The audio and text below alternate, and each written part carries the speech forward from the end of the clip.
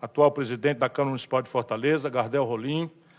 Quero, muito agradecido, cumprimentar meus ilustres colegas, OAB Ceará 3339, anuidade em dia, portanto, estou habilitado para advogar, nas pessoas do Rafael Ponte, filho do meu amigo Herbert, meu contemporâneo de faculdade, e ascendendo aqui com o seu brilho, com a sua liderança, secretário-geral adjunto da nossa OAB, ao Cláudio Justa, a quem desejo agradecer o privilégio do convite para estar consigo nessa noite, que é presidente da Comissão de Segurança da OAB, a doutora Érica Martins, que é diretora acadêmica da nossa Escola de Superior de Advocacia, que tem nomeada no Brasil, pelo talento daqueles que a fazem. Cumprimentar a doutora Letícia Forte, segunda vice-presidente da Comissão de Segurança Pública da OAB Ceará. E, se me permite, vou cumprimentar os advogados que tomam conta de mim. Nunca tive que responder a nenhum problema penal, felizmente, mas dano moral... Vou pegar os delivery lá, peraí. Eu respondo umas 58 e eles aqui cuidam de mim. O André Xerez e o doutor Renan. Um abraço grande, muito obrigado. Pelo menos é uma forma de agradecer, tanta diligência e tanta dedicação. Falemos sobre segurança pública, da ótica da política, neste universo que somos operadores do direito. É preciso, penso, no Brasil, confuso como parece estar a nação, com todos os assuntos, a falta de projeto, faz com que a nação brasileira esteja desorientada, para ficar numa expressão eufemística aqui, para não dizer aquilo que eu sinto mesmo. A República, na minha opinião, está sofrendo uma agonia absolutamente ameaçadora do futuro da nossa nação. E, entre mil temas, avulta a questão da segurança pública. Veja, aqui parece que a confusão pede, mais do que em qualquer outro setor, uma metodologia, uma centralização do debate. Porque, deixe que lhes explique essa urgência com a qual estou hierarquizando esse tema, que não é o meu tema predileto também. Eu ando mais debruçado sobre os assuntos da economia do Brasil, porque creio que aí está a solução estratégica para tudo mais. Mas me angustia muito como cidadão, como homem público, como pai, como avô, como cidadão, uma pessoa que convive na cidade, que não gosta de andar com segurança, me tolhendo os passos, enfim, o que tem acontecido. Na verdade, é um tormento grave, porque há uma percepção a mais vária em relação a este assunto. Para nós outros da classe média ou a pequena burguesados e tal da riqueza, que não podemos nos dar o trato do carro blindado, do segurança ostensiva, etc., etc., aquilo que parece ser o mais grave problema, a mais grave ameaça é o assalto, é o roubo, 157 na nossa casa aqui, ou 155. Isto acaba formando uma opinião equivocada, na medida em que, para o aparelho de segurança do Estado, lato sensu, Polícia Federal, polícias estaduais, civil e militar, polícias municipais, as guardas, etc., etc., está muito longe na hierarquia de prioridades preventivas ou repressivas desse aparelho de repressão, ou desse aparelho de segurança pública, estas figuras que afligem a classe média, a pequena burguesia ou os estratos mais ricos.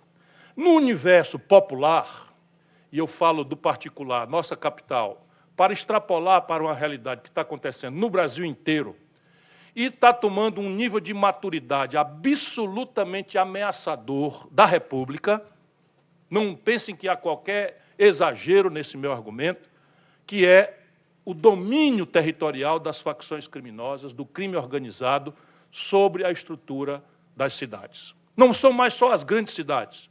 Todas as médias cidades, as cidades de porte médio do interior do Brasil e as capitais estão dominadas, não estão em processo de dominação. O particípio passado é o verbo correto, estão dominadas por facções criminosas. Em alguns lugares, esse domínio fez-se de tal forma hegemônico, pela exacerbação da violência e do terror, ou por acordos, infelizmente, mediados por ação ou omissão de autoridades, uma facção só reina, São Paulo, Rio de Janeiro. Porém, por aí afora, não se pacificou esse domínio. E o terror, por exemplo, em Fortaleza, é o concurso de 3 facções criminosas e uma 4ª emergindo. Eu tentarei não mencioná-los os nomes, para que não se faça, né, a propaganda do qual também vivem, porque o elemento dominante dessas facções é o terror. E o terror usa o psicossocial, usa o elemento psicológico e a propaganda como elementos de afirmação da sua força, da sua iminência sobre as nossas populações desvalidas. 3 facções, cada qual a mais violenta. E só para vocês terem uma ideia da concretude do que eu estou falando, a política prisional brasileira traveste-se, nós estamos falando entre colegas, de um equívoco que foi implantado entre nós pelas forças de quem não se suspeitava viesse tal iniciativa. As forças ditas progressistas, as forças mais à esquerda no espectro ideológico, que na redemocratização do país acabaram dando as cartas. Dou um exemplo prático. Lei 11.343, se não me falha a memória, o doutor me corrija aí, né, se eu não estiver falhando a memória, mas é a lei antidrogas. Copiada dos americanos, dos norte-americanos, em pleno governo Lula, era, acredito, o ano 2006, se eu não me engano, tomou o Brasil, naquela data, com uma população carcerária inferior a 300 mil pessoas. Hoje, a população carcerária já passa de 1 milhão de pessoas. Se nós tomarmos em conta os mandados de prisão em aberto, nós podemos falar em 1.200.000 pessoas. Ora, a população brasileira, a demografia brasileira, nem de longe evoluiu nessa proporção. Por que a população prisional evoluiu tão violenta e aceleradamente? Pelo grosseiro equívoco que nós importamos, entre outros tantos grosseiros equívocos, da realidade norte-americana. E hoje, essa população carcerária tem um perfil, aproxima-se de 70% o perfil de quem foi aprisionado pela lógica dessa lei, que são jovens, negros, caboclos, pobres das periferias do Brasil. Não é coincidência que nesses 20 anos, 18 anos, 17 anos de vigência dessa lei, as facções criminosas tenham tomado sede de forma orgânica e praticamente institucional no país.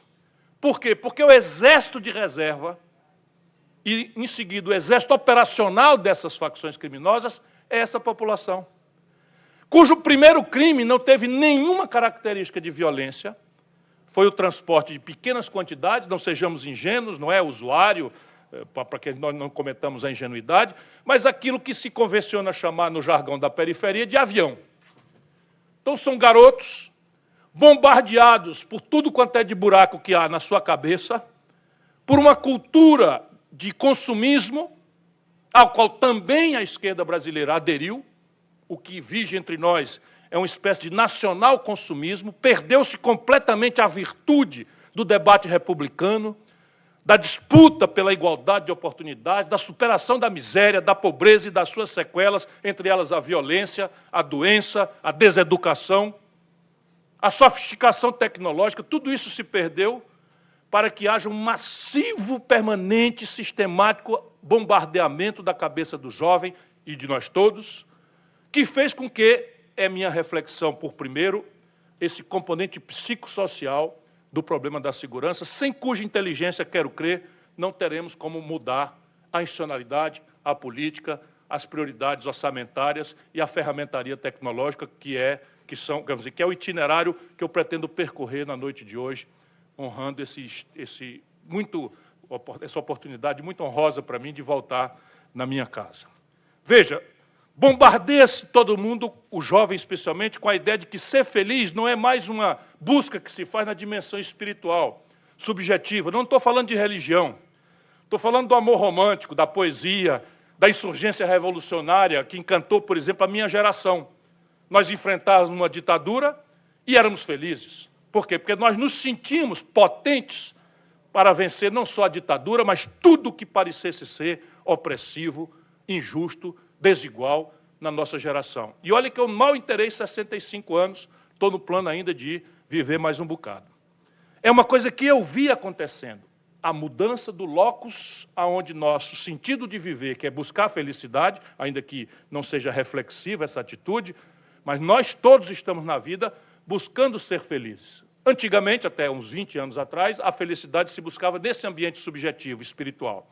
Hoje, ser feliz é quanto de uma expectativa de consumo maravilhosamente encantadora que se nos oferece por tudo quanto é de mecanismo de comunicação, nós damos conta de praticar com a renda sempre apertada de que dispomos. Imagine o que é a esmagadora propaganda consumista sobre as periferias. E o garoto que deseja ter um iPhone, que deseja ter um tablet, que deseja ter um videogame, que deseja ter um tênis, uma camiseta de marca, etc., etc., que são os elementos simbólicos desse padrão do nacional consumismo, e não tem nem remotamente a si, nem sua família, renda para isso. É toda uma geração de frustrados, e só tem um setor que está oferecendo para ontem, aqui e agora, objetivamente uma renda completamente ilusória, mas é assim que parece ser a renda da distribuição da droga. E aqui começa, então, o equívoco das autoridades. Este é o fenômeno popular de massa.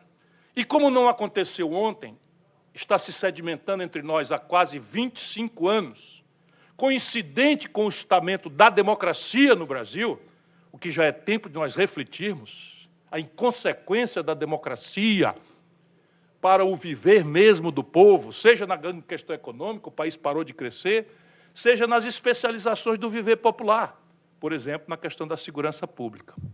E aqui há explicações bastante, vamos dizer, ridículas, se não fossem trágicas, e é que a geração que lutou contra a ditadura, que está mandando no país hoje, que redemocratizou o país e por isso merece nossos encômios, que é uma palavra que os bacharéis em direito gostamos de usar, nossos elogios, nossos aplausos, mas essa geração gerou uma aversão, dominou-se, apropriou-se de uma aversão psicológica ao assunto de segurança.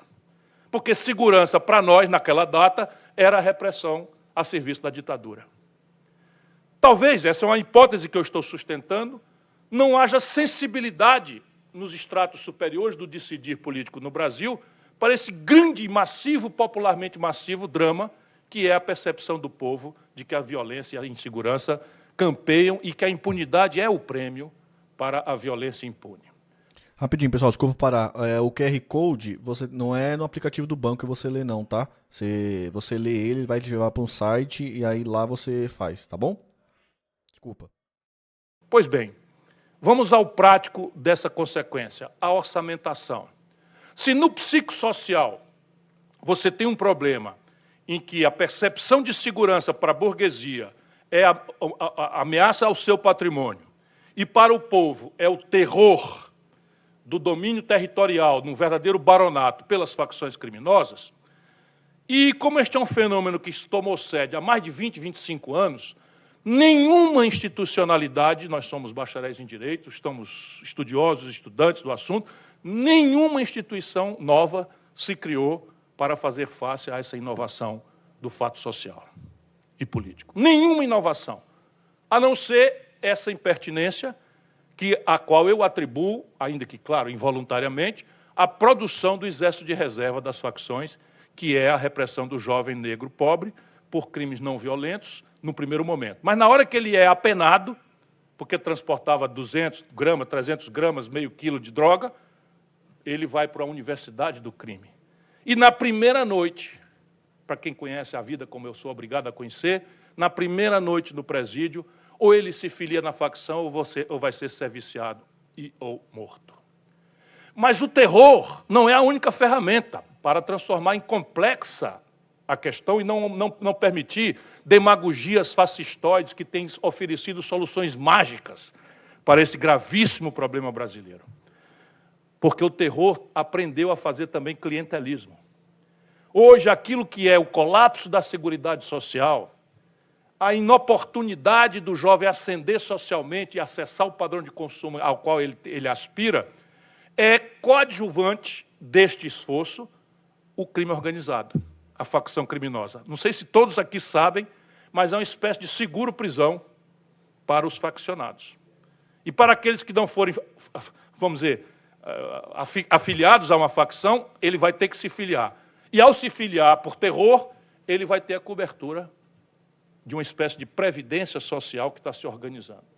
E como faz 20 anos, 25 anos que está fazendo, o esforço econômico disso já está buscando a lavagem desse dinheiro, a legitimação desse dinheiro. E são obviedades que acontecem na barba, debaixo do nariz de nós outros, os tomadores de decisão na política brasileira. Vans, igrejas falsas, postos de gasolina. Por quê? Porque tem uma característica, são setores que atuam com dinheiro em espécie e são caminhos de simplificação grosseira. Porém, há um outro drama, mais grave ainda, e é que há 20, 25 anos, tomado sede no Brasil de forma aparentemente impune, falo organicamente, nós estamos agora assistindo a um esforço das organizações facciosas, das facções criminosas, de se infiltrarem na política, que tem uma permeabilidade absoluta, dado que é um voto popular. No Rio de Janeiro, por exemplo, já é absolutamente central a presença das facções no comando do Estado. Mas não pense que nós vamos assistir essa notícia do Rio de Janeiro pela televisão. Aqui também já está acontecendo. E não é trivial. Mas quando a gente conversa no bar, quando a gente pode andar na rua sem pedir licença para entrar em bairro nenhum, porque eu ganhei esta faculdade de tanto lutar, de tanto trabalhar, de tanto resolver problemas do povo, eu ainda consigo passar sem ser importunado. E sentado, há uma retórica absolutamente venial, em que até uma nova língua, George Orwell, 1984, está surgindo. É assim, é trivial, não, isso aqui é da facção, isso aqui é da turma. Como é o nome mesmo, Gardel, que falam? Né? Dizem assim que tem 6 vereadores que já são, né, interessados. Estou provocando o presidente da Câmara aqui, e ele jamais vai saber quem são. Jamais vai saber quem são. Outro dia, um queridíssimo amigo meu, dono de um restaurante em Fortaleza, se tem uma pessoa doce no planeta Terra, é essa pessoa, saiu no jornal, fotografado com um chefe de facção. Por quê? Porque o chefe de facção não tem um neon na testa dizendo, eu sou o chefe de facção. Ele não mora na periferia, como a mistificação dos programas policiais Mundo Cão do meio-dia, que é um atraso de vida para a nossa sociedade, não é? Fazem parecer acreditar. Não, esse cidadão morava no Alphaville, saía e entrava em casa de helicóptero, e foi assassinado espetacularmente, porque o piloto de helicóptero, não sei se vocês acompanham essa notícia, o piloto do helicóptero foi subornado por um desafeto dentro da facção e foi justiçado com requintes absolutos de crueldade, porque a linguagem do terror precisa disso, e ele andava nos restaurantes de Fortaleza. Pagava a conta das pessoas, era um gente boa, como a gente diz, não é? E podia ser fotografado comigo, com Hernando Barreira, ou com qualquer outro que frequente os lugares da cidade. Não é trivial o assunto do que nós estamos tratando, mas eles estão avançando. Palavras duras. Estão avançando para introduzir pessoas nas universidades, introduzir pessoas no Ministério Público, introduzir porque o suborno é a etapa tosca. Por que não mandar para lá alguém de carreira, alguém de nascença, se é impune, se não há um desenho institucional, enfim. E aqui está a etapa preparatória da fase seguinte do meu raciocínio. Se é assim, por que a sociedade, através do aparelho do Estado, não reage com a devida proporção? Aqui nós precisamos entender. Primeiro, o aparelho de prevenção e repressão é constituído de trabalhadores, cujas famílias moram no ambiente territorial das periferias. E, portanto, a família do policial militar, especialmente, a quem toca a prevenção, precisa desenvolver, como todas as outras famílias avizinhadas, um modo de convivência, um modo de suportar o terror, um modo de conviver mesmo com o terror. Isso no Rio de Janeiro é flagrante. As pessoas no Rio de Janeiro se gabam, por exemplo, eu chego na Rocinha para fazer uma visita como candidato em campanha. Primeiro, 100% dos assessores dizem, não vá lá não, doutor, isso não vale a pena. Não vá no Alemão, não vá no Céu, não vá. Ou seja, só pode ir no Leblon, porque na periferia está tudo dominado. Que é também uma expressão que vem de lá. Está tudo dominado. Mas eu vou. E eu subo na Rocinha. tudo cearense, tudo conterrâneo e tal, quem não é filho de cearense e tal. E eles se gabam de dizer, o chefe disse que o senhor aqui está em casa, o senhor pode ficar tranquilo que o senhor está em casa aqui e tal, porque ele é filho de cearense, isso é o bem-te-vi, filho do pai que nasceu em Ipueiras e que falou para ele que eu fiz tudo que aconteceu lá em Ipueiras e tal. Caso concreto que aconteceu comigo, na Rocinha, na campanha. Por que que as coisas estão desse jeito? Porque, acreditem, se isso é um flagelo popular, para os políticos isso parece ser uma questão insolúvel. Por quê? Porque os políticos brasileiros estão dominados, nessa quadra da vida brasileira, pelo deixa para lá, pelo deixa por menos, pelo vamos fazer o que é possível. E fazer o que é possível, repetindo o trivial, repetindo as instituições, repetindo a orçamentação, repetindo a tecnologia envolvida na estrutura de compreensão e enfrentamento do crime, não tem uma menor chance de funcionar. Aparato, bala perdida, caveirão subindo o morro, polícia fazendo zoada, acreditem, tudo isso é espetáculo para fazer de conta para a opinião pública que o governo, os políticos estão preocupados com o assunto. Por quê? Porque isso não resolve nada. Se resolvesse alguma coisa, o lugar mais seguro do Brasil era o Rio de Janeiro. E todo mundo sabe que rivaliza com Fortaleza, com Salvador, como um dos lugares mais violentos e dominados por essa realidade. Aqui o que importa é, penso eu, mudar radicalmente, primeiro, a institucionalidade. Na minha mente, nós temos que revogar pura e simplesmente a 11.343, falar claro sobre descriminalização da droga, claro, e se não quisermos enfrentar as interdições morais, religiosas, afetas ao tema, há países que nos dão exemplos práticos. Eu estou muito interessado em replicar no Brasil a experiência de Portugal, que é um país tão católico, tão cristão quanto o nosso, e que resolveu o problema tangenciando o debate moral, religioso sobre esse assunto. Não é um debate moral e religioso, como também não é, estrito sensu, um debate de franquias e direitos individuais, como um certo grupo identitário completamente equivocado quer empurrar a goela abaixo da nossa sociedade. O que faz Portugal? E eu proponho que a gente amadureça a ideia aqui. Portugal assessorou-se de médicos especialistas absolutamente profundos no assunto e determinou por portaria, que ciclicamente é renovado, qual é a quantidade desta, daquela e daquela outra droga que o cidadão adicto, dependente, precisa para usar para si por uma semana. Se for esta quantidade, seja de qual droga for, que o cidadão for apanhado com ela, é problema de contenção de dano. É problema de saúde pública, não tem a ver com repressão. Passou disso, aí sim, permanece a repressão. Olha como são geniais os portugueses, apesar da propaganda independentista do Brasil, que nos legou as piadas do português pouco inteligente. São geniais. Pois bem, eis aí um caminho, para falar claro. Por quê? Porque na medida em que nós fizermos isso, nós vamos poder eliminar essa grande estrutura de produção de mão de obra para a facção criminosa. Nós vamos eliminar uma injustiça que se copiou dos Estados Unidos, que é, na prática, concretamente, a burguesia usando o aparelho do Estado e a sua legislação para o processo de contenção das contradições, da miséria, da pobreza, que certamente vão se desdobrar na violência e cada vez mais na violência organizada. Para isso é preciso fazer com que o país entenda que a orçamentação é um elemento claro de identificação de prioridade. Então nós vemos o Brasil falar, eu nunca vi nenhum político ao longo dessa minha extensa luta na vida pública brasileira e cearense, eu nunca vi um político dizer que a educação não era prioridade. Nunca vi. Mas você tem que a educação brasileira, sob muitos aspectos, está regredindo. Estava comentando com o professor Hernani Barreira um número que eu li recentemente que me assusta. 82% das pessoas que se formam em direito e se submetem ao exame de ordem, da Ordem dos Advogados do Brasil, não passam. Olha o que se fez com o ensino superior brasileiro.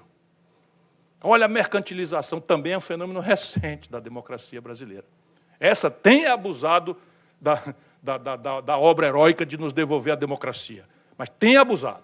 Não é? Tem abusado. Olha o que aconteceu. 82% das pessoas que se sacrificam trabalham de dia, estudam de noite, compram livros caros, não sei nem quanto é que está custando o vadimeco, eu não sei se existe vadimeco digital, eu sei que é uma fortuna formar um bacharel. A pessoa se submete ao exame de ordem e não passa. O que dirá de um concurso? E aí está a uberização do bacharelado em Direito no Brasil. Nós estamos fazendo curso de medicina por EAD, professor. EAD é uma sigla para diminuir a consequência prática da gente entender do que se trata. Ensino à distância. A degradação, se eu não quero ser um velho rabugento, não serei jamais, a minha cabeça é ligada no futuro. Mas eu estou falando é disso. A orçamentação é que definirá. Me preparando para vir aqui hoje, eu fui ver se tinha melhorado alguma coisa no Brasil. O orçamento em vigor este ano, na pátria brasileira, somado todos os estados e todos os municípios que se aventuraram na ideia de um aparelho de segurança, tudo junto, soma 1,38% do PIB. 1,38% do PIB. Quando nós avançamos para a União Federal, nós vamos encontrar uma fração orçamentária absolutamente denunciadora. Não é da irresponsabilidade, é do pouco caso flagrante que os governos de esquerda e de direita, porque o Bolsonaro não caiu do Marte. Bolsonaro, com todas as suas peculiaridades, não desceu de Vênus. Bolsonaro foi eleito pela maioria do povo brasileiro. Eleito pela maioria do povo brasileiro. É preciso que nós pensemos um pouco. E quase empata a eleição depois de tudo o que fez. E deixou de fazer. Ou nós raciocinamos sobre isso e mudamos a metodologia do debate, por isso eu agradeço a oportunidade de estar aqui consigo hoje à noite, ou este país está ameaçado de coisas muito graves, de sequelas muito graves. A orçamentação brasileira ainda determina, lá vou eu cair um pouco na economia, onde se resolvem realmente as coisas. A orçamentação brasileira, até hoje ainda está em vigor, determina que o país só pode gastar nesta, naquela ou naquela outra rubrica o que gastou ano passado mais a inflação. Ou seja, 1,38% do PIB mais 5% de 1%, ou seja, nós estamos condenados para o ano que vem à mesma coisa. Por quê? Porque se inventou na Constituição brasileira, com status, desculpe o pleonasmo, de norma constitucional, ante a absoluta e incompreensível omissão das cortes superiores do país, uma emenda à Constituição que revogou a Constituição. Porque a Constituição brasileira é fundamentalmente principiológica. E ela anuncia como direitos fundamentais da pessoa brasileira o welfare state, o estado de bem-estar social. Ela afirma a necessidade de um salário mínimo. Ela anuncia o direito à saúde em qualquer nível de complexidade. Ela anuncia o dever do Estado com a educação do povo. Ela afirma a segurança pública como um dever do povo. Ora, se eu afirmo essas franquias todas e determino que o que aconteceu ano passado tem que ser replicado mais 5%, eu revoguei na prática a Constituição brasileira. E é do que se trata o debate, a orçamentação. A partir da institucionalidade nova, que é aquela que lhes falei, a partir do desenho orçamentário compatível com a hierarquia que de fato se atribuiu ao assunto de segurança pública, como também valerá para a educação, etc., para a saúde, etc., etc., nós temos que o orçamento brasileiro, 52% dele, orçamento todo mundo sabe, a lei de meios, era regulado pela lei 4.320, é a lei que anuncia, com antecedência de um ano, quanto o governo pretende arrecadar em quais rubricas e quanto o governo pretende gastar naquele ano vindouro em tais e quais rubricas. Pois bem, no orçamento brasileiro, todas as receitas e todas as despesas, 52% é juro e rolagem de dívida para banco. E esta despesa corrente, igual, do ponto de vista contábil, a gasolina do carro da polícia, a bala do policial ou o papel higiênico do banheiro de uma escola, não estão cobertos pelo teto de gastos. Esse dinheiro do banco, dos bancos, do rentismo, estão protegidos na esquerda e na direita. Aliás, eu tenho um amigo marciano, que eu ando falando muito nele. Ele chegou aqui ano passado, em junho, disse para mim que eu saísse da disputa porque já estava carta marcada, era ódio e paixão, não tinha ambiente para disputar, isso aqui. Eu disse, não, você não sabe nada do Brasil, pai, sai fora que eu vou ganhar a eleição. Não deu outra, né? Deu no que deu. E agora ele passou aqui em junho, aí veio me puxar, passou na minha cara. Então disse que não dava coisa nenhuma e tal, e está vendo aí, não mudou nada. Espera aí, rapaz. Nós brasileiros damos valor à mudança. Tem democracia, tem humanidade, tem humanismo. Então, não, tem democracia, humanidade, a gente não trata desse assunto em Marte, não. A gente trata de economia e de política. E aquela briga de vocês, eu pensei que vocês iam para uma guerra civil, e quando acabou, não aconteceu nada. O presidente do Banco Central do ano de junho passado é o mesmo de hoje. O presidente da Câmara é o mesmo de hoje, o presidente do Senado é o mesmo de hoje, o orçamento secreto é o mesmo de hoje, o Centrão é que dava as cartas com escândalo na Codevasp, eu acabei de ver no jornal, pensei que estava enganado, é o mesmo de hoje. E diga, esse marciano está ficando meio chato. Eu não vou mais querer conversar com ele, não. Voltando ao tema. Você nem para dar uma risadinha do marciano. Obrigado. Isso aqui é para chamar atenção, com bom humor, porque eu estou dentro do barco, eu torço para dar certo. Mas se a gente repetir os mesmos erros, sabe, o bolsonarismo e aquilo que ele representa, volta. Pode ser que a gente consiga caçar os direitos, é uma ação que eu ajudei a ajuizar, vai ser julgada agora e tal, não é? Nem sei se, dado aos outros precedentes dos outros, é tão justo assim, mas não é? Nós estamos pedindo ao judiciário que examine. E nós estamos fazendo de conta que não aconteceu nada. Isso não ficará impune. Há toda uma mistificação, porque o câmbio desceu para 4,77 e tal. Irmão, isto daí que parece bom é uma rendição ao nacional-consumismo. Sabe o que acontece com a taxa de câmbio baixa assim? Fica impossível para o produtor brasileiro exportar. Fica mais barato para o turista de São Paulo ir para Miami do que vir para Fortaleza. Ou seja, a gente tem uma ilusão de consumo e, em seguida, perde o emprego, que é o que tem acontecido nesse país ao longo dos últimos 25 anos de um modelo econômico ruinoso. A partir de novas instituições e orçamentação compatível com a hierarquia de problemas numa democracia, deve ser dita pela maioria popular, nós temos que chegar a algumas conclusões dessa reflexão para a gente entrar numa tentativa de responder seus questionamentos e ouvir seus antagonismos e críticas. Se as coisas são assim tão óbvias, por que elas não acontecem? Essa é uma pergunta que nós brasileiros temos que nos fazer. Se as coisas são assim tão óbvias, se a gente faz uma pesquisa com o Ibope, com não sei quem e tal, salta na hierarquia das preocupações populares saúde, segurança. A educação vem lá longe na hierarquia das emergências populares. É segurança, saúde, emprego, saúde, segurança, emprego, saúde, educação, segurança, educação lá longe. Por que não acontece? Eu quero crer, francamente, que há uma gravíssima dissociação cognitiva entre o Brasil popular e os que mandam na nossa República.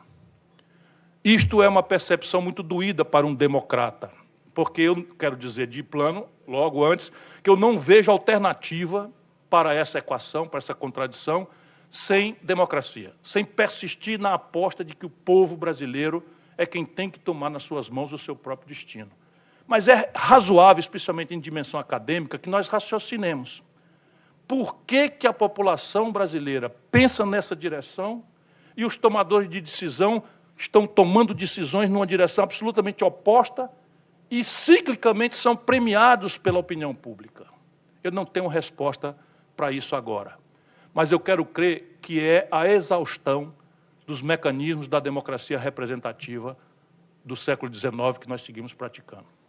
Não é mais moderno, não é mais razoável que nós permitamos que o exercício do poder político brasileiro se dê com uma contaminação propagandística, publicitária de 4 em 4 anos e a operação com o povo, e a operação se dê em antagonismo absoluto com o povo.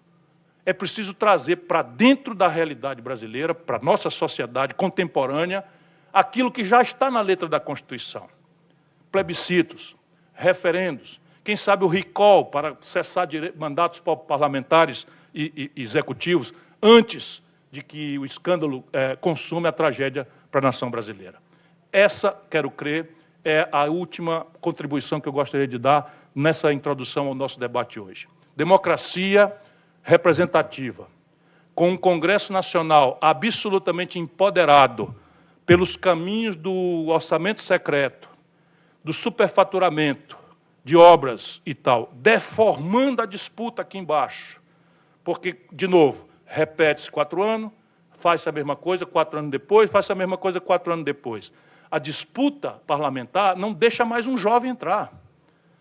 Disputar juventude, mulheres, etc., etc., no sistema representativo, em que a inequidade na condição prática da disputa está estabelecida pelo monopólio da ação política e dos dinheiros públicos, de forma absolutamente criminosa, vai destruir a República Brasileira. Enquanto o Executivo aceita uma agenda de 4ª geração de problemas que as sociedades ricas têm. As sociedades ricas da Europa e dos Estados Unidos, especialmente, podem perfeitamente se dar ao luxo de discutir problemas de 4ª geração. A falta de respeito, enfim, a falta de respeito aos transexuais, a ideia ambientalista, sob o ponto de vista identitário, descomprometida com qualquer sustentabilidade holista do modelo de desenvolvimento. Ok, tudo isso faz parte de um conjunto de problemas que a nossa geração pode resolver. Mas o Brasil tem problemas de 1ª geração para resolver. E entre eles, o direito à vida, à liberdade e ao patrimônio, absolutamente comprometidos, ou sob generalizada ameaça, pelo colapso do Estado brasileiro diante da violência e da impunidade. Obrigado por sua atenção. Foi rápido, hein? Foi rápido. Vai ter as perguntas agora? Isso aí. Lá vem o Gaelzinho. Gael vai levar uma coisa ali. Leve, Gael. O que o Gael tá levando ali, meu filho? O que ele levou ali, o Gael? F, Gael. Levou...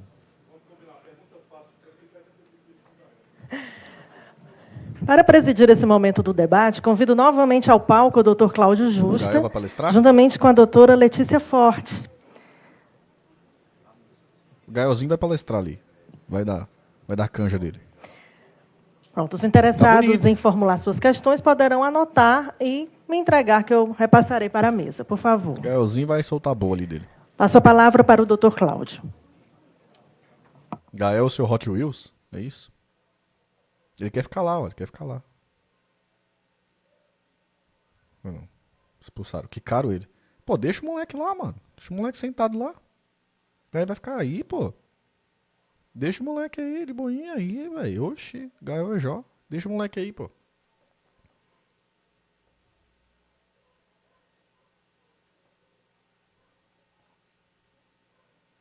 Sabe, Danilo?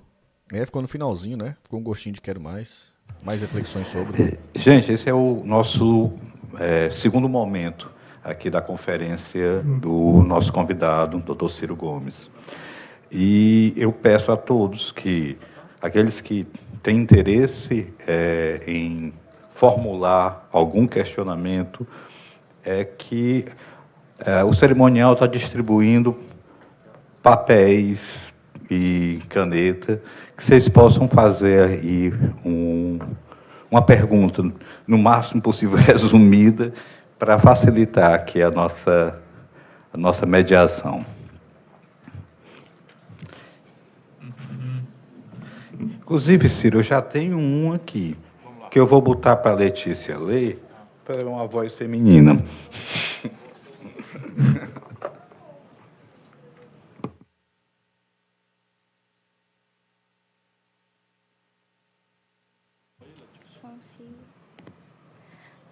Seguinte pergunta.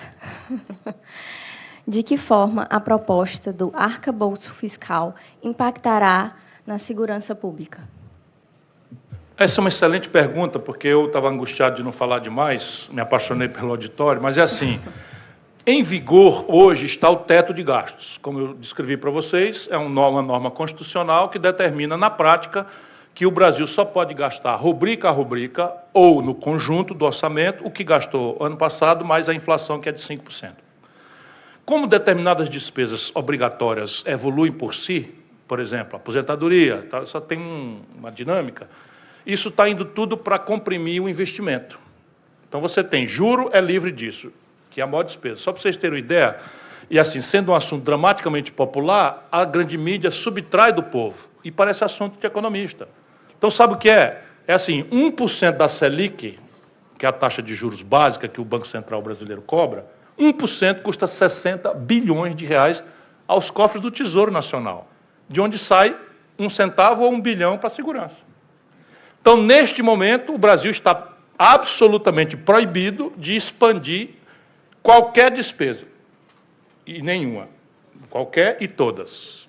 Simples assim. Então, saiu o Bolsonaro, entrou o Lula, e o Lula não propôs. Agora tem o arcabouço fiscal. O arcabouço fiscal pretende revogar esta aberração que é o teto de gastos. Portanto, tem a minha simpatia, nós estamos trabalhando para ajudar. Mas o arcabouço fiscal é rendido à mesma premissa. Deixa eu tentar explicar para vocês.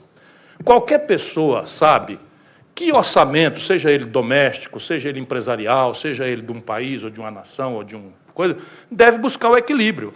Você não pode trabalhar gastando mais do que ganha. Embora para o setor público isso seja calculado de forma diferente, vale o valor do equilíbrio. Então, a busca pelo equilíbrio é o valor retórico que eles advogam, para todos nós ficarmos a favor disso daí. No Brasil é mentira. Por quê? Porque nos Estados Unidos não tem na literatura, certo? O teto de gastos, nem na literatura, nem na vida real de nenhum país do mundo. Então, o que não for jabuticaba e só tiver no Brasil, desconfie que é alguma aberração. Pois bem, essa daí é uma atrás dela. Mas e o equilíbrio? Ora, os americanos têm uma lei anual, portanto, não é norma constitucional, é lei ordinária. A diferença prática é que uma maioria conjuntural resolve o problema e não engessa a nação por 20 anos. Nascem 2 milhões de bebês em números redondos no Brasil por ano. Como é que eu posso dizer que por 20 anos a atenção materna infantil não vai expandir? Estou falando de 40 milhões de bebês que vão nascer na circunstância desse teto de gasto. É uma coisa absolutamente famigerada que foi aprovada por mais de 3/5 do Congresso Nacional, votado por nós. Eu estava falando isso, vocês pensam que é teoria. Como é que pode nós votarmos e eles lá fazerem 3/5 a favor de uma norma que acaba conosco? Impunemente, porque todos se reelegeram. Por quê? Porque o que sobra de investimento no Brasil, professor, esse ano, 24 bilhões de reais. De 1 trilhão e 800 bi, sobrou 24 bilhões de reais. O Bolsonaro, quer dizer, o Lula, entregou 19 bilhões para o Centrão. Porque o Bolsonaro tinha entregue 24 no ano passado. E o que é que o Centrão está fazendo? Segurança pública? Saúde pública? O Centrão está assim, ó. Pesquisem se eu estou exagerando, por favor, vamos dar utilidade a esse nosso encontro, pesquisem. Eu não estou mais com vontade de disputar eleição nenhuma, sou um acadêmico, pedindo para as pessoas pensarem e dando elementos objetivos para a pessoa procurar no Google. Então é o seguinte, o prefeito de Pindoretama está precisando de médico. Ele não consegue médico. Mas se ele quiser, um deputado federal garante para ele uma patrulha moto-mecanizada, 5 trator, 3 para mecânica e não sei o quê, comprada centralmente pela Codevasf. E eu fui olhar o preço e escandalosamente superfaturado. Mas não é superfaturado 10%, não, é 40%, 50%, 70%, 120%.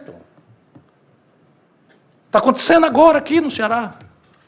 E no Brasil como um todo. Codevasf é a Companhia de Desenvolvimento do Vale do São Francisco e Parnaíba. Eu peguei uma emenda da Codevasf, financiando essa mesma arrumação, no Amapá, que, como vocês sabem, fica na beira do Rio São Francisco. Vocês não vão rir, não? O Amapá, o Macapá, coisa... Por quê? Porque o Alcolumbre, que é o chefe lá e tal, tem força. E olha aqui, o que faz o Alcolumbre se não fizer igual aos outros vão com o mau mandato dele. Isso está igual. Isso vai apodrecer a República. Isso não permite nenhuma equidade na disputa eleitoral. Então vamos lá, o que é o arcabouço fiscal? Conserva essa mesma coisa, só que em vez de fazer, assim eu estava dizendo, os americanos têm uma lei ordinária que determina ano a ano o equilíbrio das contas. E o que é que quer dizer? 100% das despesas. Porque todo juro que eu pagar, que sai do mesmo bolso, e que não abater principal, é gasto corrente. Igual gasolina para o carro da polícia. Na segurança, bala para coisa, viatura para a polícia. Igual, mesma categoria contábil. Pois bem, lá nos Estados Unidos, então, eles obrigam o equilíbrio, todas as despesas, juro, inclusive dentro. Chega agora, como aconteceu, pesquise no Google para vocês verem. Chega agora, 3 meses atrás, 2 meses atrás, deu-se um impasse nos Estados Unidos, desequilibrou. Para tudo. O Congresso Nacional para, o Executivo para e entra numa dinâmica de aumentar a receita, ou diminuir a despesa, ou de cortar juros, ou de dar calote, os diabo for. Eles nunca deram, mas obrigam-se ao equilíbrio. Aqui no Brasil, a despesa principal, 52% do orçamento, que é juro e rolagem de dívida, não está no alcance nem do teto de gastos e nem do arcabouço fiscal. Por que o arcabouço fiscal é defensável? Porque é aquela história, meter um bode fedorento na sala, que é o teto de gastos, e o arcabouço fiscal tira o bode fedorento. A casa está imunda, infiltração de água, mas a gente passa a achar muito boa a casa imunda e cheia, porque tiraram o bode. Vocês conhecem esse ditado? Pois é só isso, o arcabouço fiscal é tirar o bode da sala. O que é que muda na prática? Muda assim, se e somente se o governo aumentar a receita, no teto de gastos, todo aumento de receita iria, porque eles controlavam a despesa. Era o ano passado, mais 5%. Agora não, no arcabouço. Se aumentar a receita, e somente se aumentar a receita, o governo pode aumentar 75% a despesa. 75% do aumento. Então vamos lá. Esse ano nós vamos ter um déficit primário, ou seja, a diferença entre o que o governo arrecada e o que o governo gasta antes dos juros, nós vamos ter um buraco de 110, 120 bilhões de reais. Então, se tivesse o arcabouço fiscal em vigor esse ano, não entraria um centavo novo para nada e para tudo. Portanto, segurança pública, educação, saúde, seja o que diabo for. Nada. Então, para funcionar, o governo tem que aumentar a receita acima da linha d'água dos 110 bilhões. Isso ainda está dependendo, a Câmara já aprovou, depende do Senado aprovar. O Senado está querendo diminuir um pouco, porque do jeito que está, o ano que vem, o governo Lula entra cortando 40 bilhões de reais do precário gasto que está fazendo esse ano. Percebe? Porque ninguém tem coragem de mudar nada, de propor nada. Tá bom, não vou dizer que é difícil, que é fácil. Mas você fazer acordo e eleger o Lira de novo, depois ficar reclamando, aceita a autonomia do Banco Central, que 1% da Selic é 60 bilhões de reais. Sabe quanto é a Selic hoje? 13,75%. Faz a conta aí, 13,75 vezes 60. Faz aí, Gisele. 13,75 vezes 60. Olha aqui. Isso dá R$1 trilhão de juro. R$1 trilhão de juro. E é o mesmo dinheiro de onde sai dinheiro para professor, para policial, para educação, para saúde, para tapar buraco de estrada, seja o que diabo for.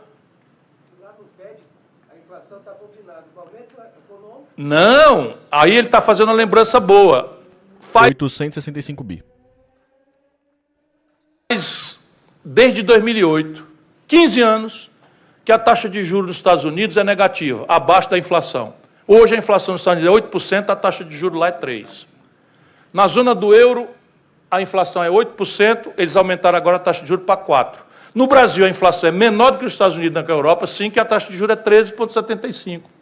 Sendo um debate absolutamente popular, vocês não veem isso tratado na Globo, nem na Record, nem na coisa. Por quê? Porque é tudo sócio da mesma falcatrua. E esse é o Buziles.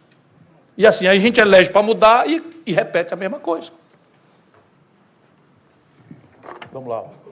Vou tentar ser mais breve. Vai dar uma parte? Vai cantar? Hein? Não. Tá bom, então não se preocupe. Qual a importância do fortalecimento da política federal no combate ao tráfico de drogas? É central. Agora, deixa eu dizer uma coisa que eu acho que eu não enfatizei necessariamente. Tem uma que é conexa a essa. Se vier, eu digo, já respondi. Qual é do ministro Flávio Dino? Uma pequena avaliação da... Então, veja, eu sou amigo do Flávio Dino, portanto, sou suspeito, acho que ele está se esforçando muito para fazer um bom trabalho e tal. Mas, francamente, qual foi a iniciativa concreta que nós assistimos para, naquele plano que eu falei, o desenho institucional, que eu considero responsável por essa tragédia? Não é possível a gente imaginar que vai enfrentar a facção criminosa com as leis penais, processuais penais, de execução penal que nós temos. Não é razoável. Sabe o que foi feito aqui no Ceará? E eu não estou criticando. Começou a matança dentro dos presídios. Facção A contra facção B, contra facção C, e a turma matando gente. Sabe o que nossos governantes resolveram fazer? Segregar. Então agora é o seguinte, cada presídio tem uma facção dominante. Dominante não, solitária. Caramba! E aí ficou tranquilo. Tá tudo, é de lá de dentro que vai a ordem, para fazer isso, aquilo ou aquilo outro.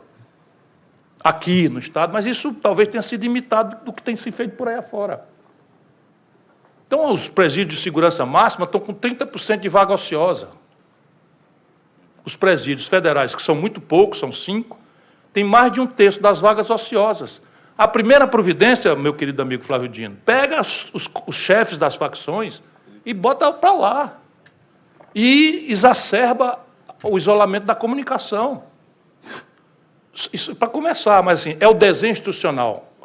Sugestão prática, revogar a lei 11.343, lei antidrogas, conhecida como tal, substituí-la por uma lei nova, em que a posse de pequenas quantidades pode até ser punida, para não entrar no debate moral e religioso, que é infernal no Brasil, tira a racionalidade, mas vai para serviço comunitário, não vai mais para presídio, para fazer, sabe, exército de reserva das facções. O desenho institucional. Então, a primeira pergunta, eu me comovi com fazer uma menção positiva ao Flávio Dino, mas estou preocupado. 6 meses, nenhuma iniciativa, nada, zero. Nenhuma iniciativa de desenho institucional novo, nada. Essa aqui é uma... Vai, Letícia, lê. Que essa se liga. E deixa eu dizer por que eu fico angustiado. Porque o presidencialismo brasileiro também já evidenciou uma obviedade. Qual seja, o poder do presidente da República é tão maior quanto mais próximo da eleição. E tão menor quanto mais distante da eleição. E esse poder vai se esvair muito rapidamente. Então, a energia motriz da mudança é o dia seguinte da eleição. E o que eu vi foi uma conciliação, sabe? Não é que é fácil, ninguém pensa que eu sou um leviano irresponsável de dizer que é fácil, mas repetir a mesma coisa vai dar o mesmo resultado. Isso foi que derrubou a Dilma, isso foi que mandou o Lula para a cadeia, isso foi que desmoralizou o Fernando Henrique, isso foi que levou o Michel Temer para a cadeia, isso é que vai levar o Bolsonaro para a inelegibilidade. Não é possível que a gente não perceba, levou o Collor para o impeachment e para coisa. Todos os presidentes da redemocratização para cá terminaram mal, porque todos replicam esse conservadorismo institucional e essa prática política pusilânime de se render à chantagem. Não é que seja fácil, não é que seja trivial, não estou dizendo que seja, mas a proposta é manter o povo ativo na jogada, sabe? Vamos mandar as coisas que der impasse do Congresso com o Executivo, mandar para plebiscito popular. Mandar plebiscito popular. Aí a gente vê o Brasil tomar decisão, o povo amadurecer, levar na cabeça se tomar a decisão errada, mas o povo fica aqui desejando uma coisa e o Congresso faz o oposto. Chega a eleição seguinte, o Congresso que fez essa baboseira se elege de volta. Onde é que nós vamos parar?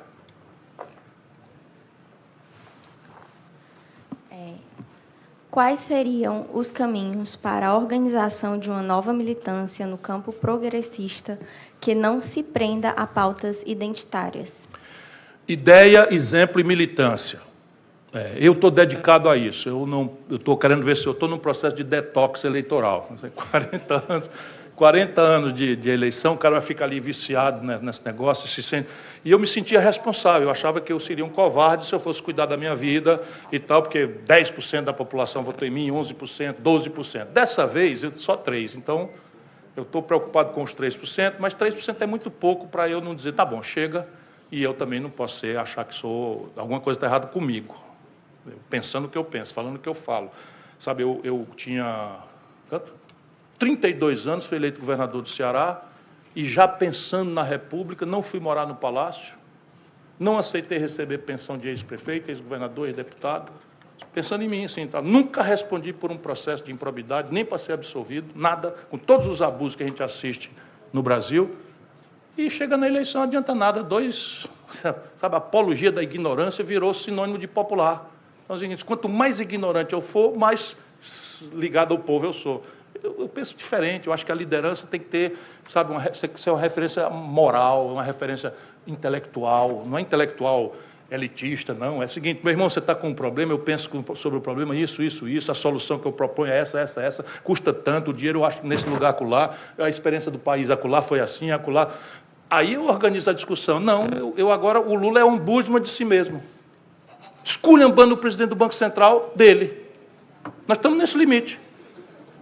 E assim, por quê? Porque ele acha que nós todos somos um bando de idiotas. Ou que estamos muito felizes por ele nos ter livrado do Bolsonaro, o que é parte verdade. Mas repare, artigo 5º, anotem aí, por favor, vejam no Vadmecum, né? Artigo 5º, inciso 4º da Lei Complementar 179.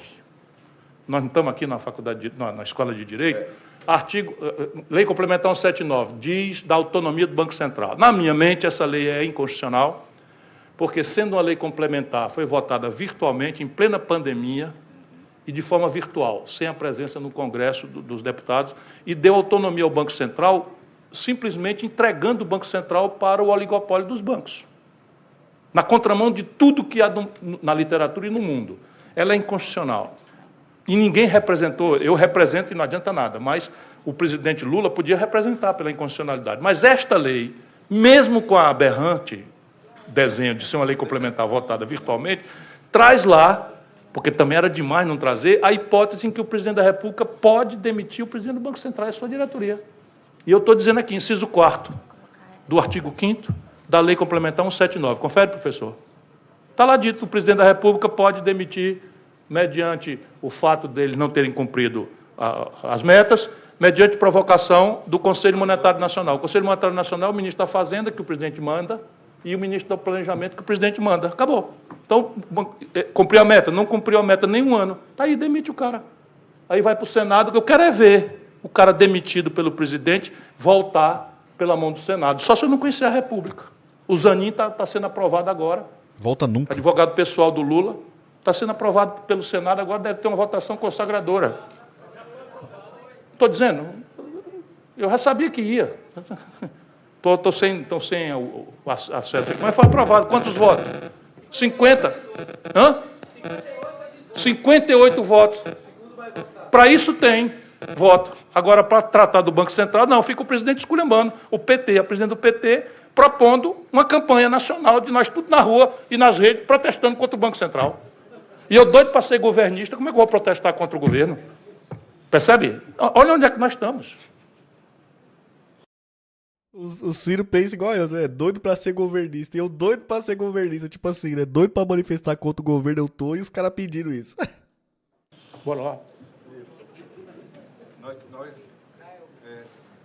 Só explicando um pouco para a plateia, obviamente o Ciro, ele responde muitas questões. Então, muitas questões que estão feitas aqui, a nossa triagem não é para inibir qualquer pergunta, não. É simplesmente porque a gente já sabe que ele já respondeu algumas. Então, a gente faz uma triagem exatamente para dar um encaminhamento mais, um avanço maior no debate, né? Sem que ele tenha necessidade de voltar ao mesmo tema que já tratou.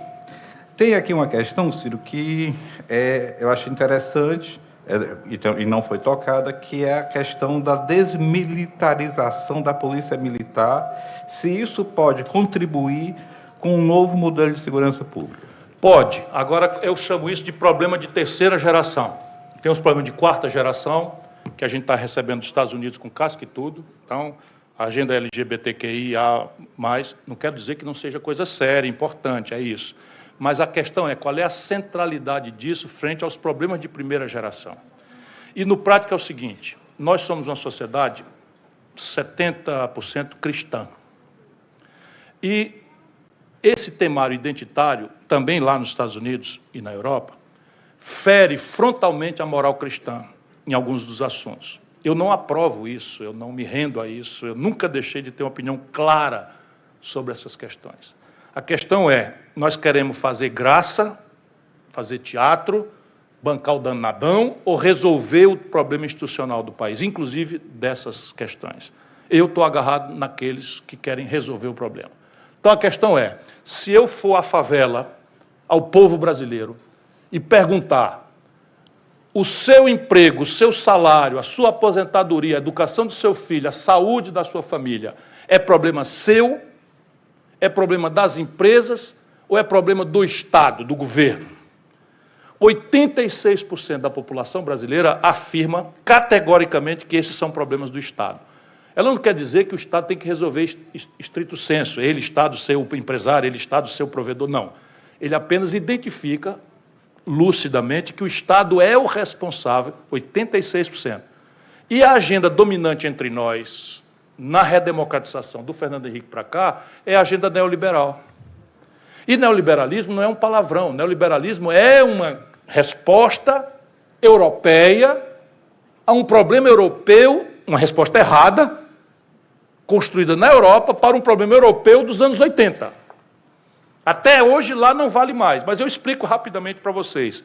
É assim, a Europa vivia, no pós-guerra, uma solidão tecnológica. Só ela produzia as coisas modernas. Então, os americanos e tal eram europeus. Vamos lá, conectando o Atlântico Norte ali com os americanos. Mas é só eles. E eles estavam no teatro físico da Guerra Fria. Acabou a Segunda Guerra Mundial, já começou a Guerra Fria. Olho no olho, Muro de Berlim. Olho no olho, um soldado apontando para o outro. E, de repente, artefatos nucleares generalizados. É a morte, é o genocídio, é a morte em massa. Então, a Europa, nesta circunstância, começou a fazer um notável esforço, como é sábio fazer na Europa, um notável esforço sincrético entre os polos em antagonismo na Guerra Fria, o comunismo e o capitalismo. Nasce daí a ideia do welfare state, o estado de bem-estar social, a social-democracia, em que a Europa pretendia sistematizar o melhor dos dois mundos, para desarmar literalmente a bomba que explodiria fisicamente sobre eles, sobre Paris, sobre Londres, sobre Berlim. Então, montaram o estado de bem-estar social, que concretamente chama o Estado para financiar a superação da miséria e da desigualdade, ou seja, acenando para a virtude do socialismo real, que era a igualdade. Porém, conservando as liberdades do capitalismo individual. Essa é a invenção da Europa. O mundo achou aquilo muito interessante e o Brasil copiou esse ideário da Constituição de 88. Prometemos esse welfare state, nunca entregamos, mas prometemos. E na Europa o que aconteceu? Para financiar a entrega, porque lá há uma cidadania que transforma as instituições em efeito prático, o mandado de injunção lá funciona, sem precisar da intrusão despótica esclarecida do judiciário, lá funciona. Então entregaram o Estado caro, o subsídio generalizado para o transporte, subsídio generalizado para a saúde, subsídio generalizado para a moradia, subsídio, enfim, para a indústria, subsídio. Esse Estado ficou muito caro. A carga tributária europeia está entre 45% e 54% do PIB. E isto era impune por dois fatores. O primeiro fator, a presença colonial imperial da Europa. A Europa dominava a China, Índia, dominava a África toda e tal, e extraía os seus excedentes no imperialismo para financiar o seu estado de bem-estar social para a sua gente. E o segundo fator era a solidão concorrencial, não tinha competição. Quem quisesse comprar um produto sofisticado, comprava um produto alemão, italiano ou inglês, ponto final, com o custo que tivesse. O que acontece dos anos 80 para cá? Que a tragédia do parar de pensar da esquerda brasileira, que infelizmente o PT representa hegemonicamente, mas o meu partido está junto nesse colapso também, não se dá o trato de raciocinar sobre as coisas. O que aconteceu? Emerge um produto industrial tão moderno e sofisticado tecnologicamente quanto aquele europeu e norte-americano do Oriente, com outra institucionalidade e desonerado do estado de bem-estar social que nunca tiveram. Seja pelo experimento institucional chinês, que aboliu a propriedade privada dos fatores de produção, seja pela intransplantável cultura do trabalho e da produtividade de japoneses, vietnamitas, malaios, de Singapura, etc, etc. Trabalham 14, 18 horas por dia, não têm vontade de tirar férias, não querem saber disso, querem produzir, querem acumular e tal, e começa um produto eletrônico e tal, de comunicação informática tão moderno quanto, mas desonerado do produto. A Europa perde a competição. Óbvio Nasce, então, daí a elucubração neoliberal. Qual era a ideia? Ora, óbvio, se eu sou um lorde europeu. O que está impedindo o meu produto de competir? A cunha fiscal, o custo do Estado. Qual é a solução? Diminui o Estado. Diminui a cunha fiscal, reduz o Estado à dimensão mínima, entrega ao setor privado a dinâmica econômica. Essa foi a promessa neoliberal, copiada com casca e tudo, aqui com a ilusão de que podemos dourar a pílula, humanizar o caminho. Primeiro, nunca foi o nosso problema. A cunha fiscal, porque nós nunca entregamos o estado de bem-estar social. A cunha fiscal brasileira é toda para carregar dívida para os ricos, para o rentismo, toda. Nunca foi, produto industrial brasileiro, nunca foi onerado para financiar o estado de bem-estar do povo, nunca foi. Segundo, isso não funciona. Na Europa, por exemplo, o que está acontecendo hoje? Um colapso da liderança europeia. O Brexit, né? Uma confusão, e a ultradireita ganhando as eleições. O Lula acabou de visitar a primeira-ministra da Itália, hoje de tarde, de ultradireita, radical de direita. Por quê? Porque é a direita radical europeia que está falando o que as pessoas querem ouvir. De novo enganando, mas estão dizendo. Estão dizendo o quê? Estão dizendo, olha, o seu desemprego aberto, jovem espanhol, 40% dos garotos espanhóis de 18 a 25 anos desempregados. Sabe de quem é a culpa? Do migrante. Sabe qual é a solução? Expulsa os migrantes. Está dizendo concretamente. E aí o que é que faz a esquerda, aspas? Não sabe como resolver essa equação e deriva para problemas de quarta geração. Vai defender os gays, as mulheres, os negros, e tal, a ecologia, o ambiente, nada que não seja sério. Tudo isso é muito sério, mas o problema do povo é outro. Aqui, vamos lá, eu passo 4 anos lutando. A vida inteira lutando, vou na OAB, vou não sei aonde, vou na CDL, ninguém me faz uma pergunta sobre aborto. Ninguém. E eu não tenho notícia, nos últimos 20 anos, de um júri sobre aborto. Vocês têm alguma notícia? De um júri sobre aborto. Olha, mas começou a campanha eleitoral, meu irmão, não tem uma entrevista que eu não tenho que dar opinião sobre aborto. Vocês acham que é por acaso? Não. É não. É porque eu falo isso que eu estou falando aqui, isso aqui 86% do povo acredita, confia e acha que é isso mesmo. Mas na hora que diz assim, aborto, olha, eu digo, o corpo da mulher pertence a ela, nós precisamos respeitar a autonomia da mulher para resolver e tal. Me lasquei. Por quê? Porque a vida nasce não sei quando, porque Deus disse que era isso, acabou. E aí não é mais racional o debate. Vocês não estão entendendo. Vocês não estão entendendo. Aí o Trump ganha eleição nos Estados Unidos, o Bolsonaro ganha eleição no Brasil, o não sei o que do Erdogan ganha eleição na Hungria, a mulher ganha eleição. O fascismo vai ganhar. Se nós não abrirmos o olho, o fascismo vai ganhar, porque lambança não resolve mais os problemas.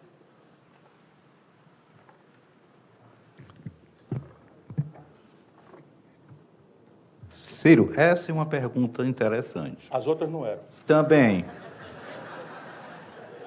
Eu não posso perder a piada, por isso que eu perco os votos.